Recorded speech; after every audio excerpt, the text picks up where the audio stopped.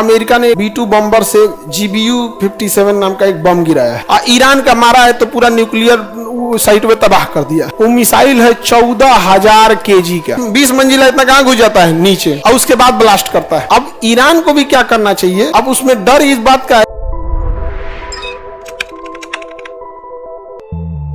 एक अभी जैसे अमेरिका ने एक तो B2 बम्बर से GBU-57 नाम का एक बम गिराया है। वो बम में ना कोई रॉकेट, जो मिसाइल मारा है ना, वो मिसाइल में कोनो इंजन नहीं होता है ना, उस मिसाइल में आग लगता है।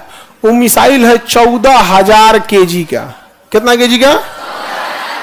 एक हाथी 1,000 किलो की होती है, वो कितना का है? 14,000 kg का। और नोकीला उसको कहीं गिराया जाता है ना, इतना तेज गति से गिरता है, इतना तेज गति से गिरता है कि वो लगभग 20 मंजिला इतना नीचे घुस जाता है। 20 मंजिला इतना कहाँ घुस जाता है? नीचे, और उसके बाद ब्लास्ट करता है। अब उसमें डर इस बात का है कि अगर नॉर्मल मेटल का लगा दें तो उतना भारी इंपैक्ट को झेलिए नहीं पाएगा, टूट जाएगा। जैसे आप ईंटा गिराइएगा जमीन पे तो जमीन को धंसाने के बजाय खुद ही टूट जाएगा।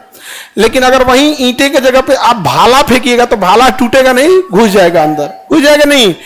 तो वैसे उसको क्या करना है, धातु का तो हो ही नहीं पाएगा, तो क्या बनाना पड़ेगा? एलॉय बनाना पड़ेगा। क्या बनाना पड़ेगा?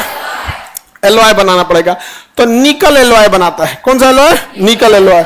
वहां पे उसका अलग अलग एलॉय है, उसमें 20-25 चीजों को मिलाया जाता है। इस पे आप लोग कहिएगा तो एक तो अलग से वीडियो बना देंगे यूट्यूब पे, जिसपे उसमें क्या क्या चीज मिलाया है। और ईरान का मारा है तो पूरा न्यूक्लियर साइट में तबाह कर दिया।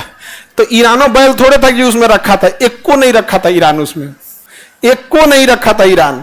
जब तुम 3 महीना से कह रहे हो उस पर हमला करेंगे, तो ईरान बैल है, एक को नहीं रखा था उसमें। अब ईरान को भी क्या करना चाहिए, जिस धातु का वो एलवाई गिर रहा है उसी धातु का नीचे ढलैया कर दे। नहीं समझे? जिस धातु का गिरा, लोहा को काट देगा? नहीं काट देगा।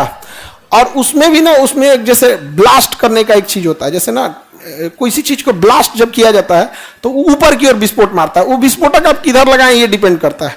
तो पहले ढलैया करके ऊपर विस्फोटक लगा दे तो बाई द वे अगर गिरबो करेगा तो एक तो धातु रोक लेगा, दूसरा ब्लास्ट करेगा तो ये ऊपर इंपैक्ट क्या कर दे, फेंक देगा।